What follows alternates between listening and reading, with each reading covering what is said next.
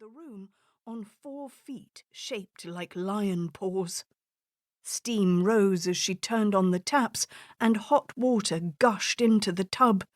She found a pack of lavender bathing salts on a shelf by the sink and poured them into the water.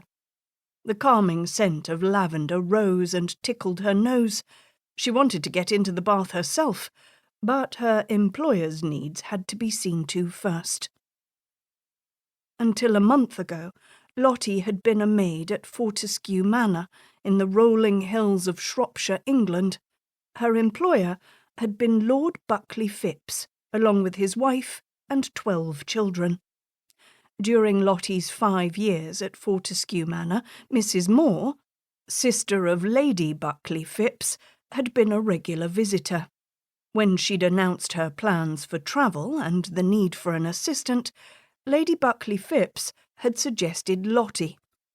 Lottie had been elated at the prospect. Although she'd enjoyed her time at Fortescue Manor, it had been a fairly humdrum existence. She longed to explore the world she'd read about in books, and now, at 19 years old, she had the opportunity.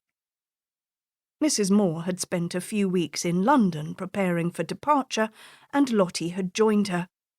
In her free time, Lottie had hopped on to London's buses and trams and explored the city's busy streets, museums, galleries and parks.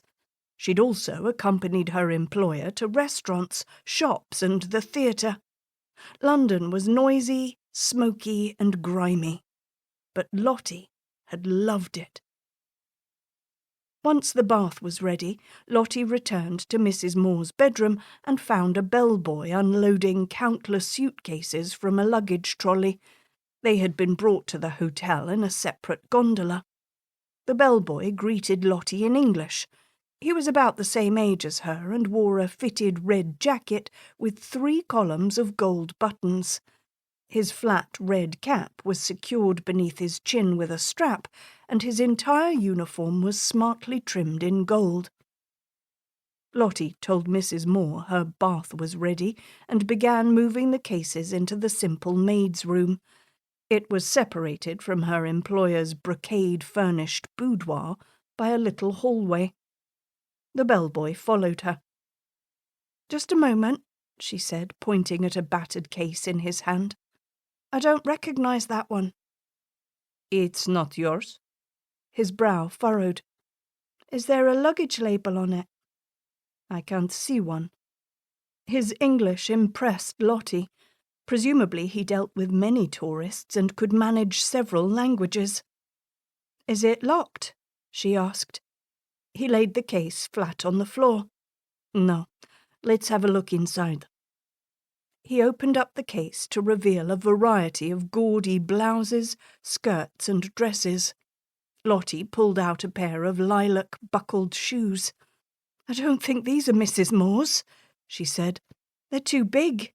"I apologize," said the bellboy. "I shall find the rightful owner." He took the shoes from her, closed the case up again, and took it back to the luggage trolley.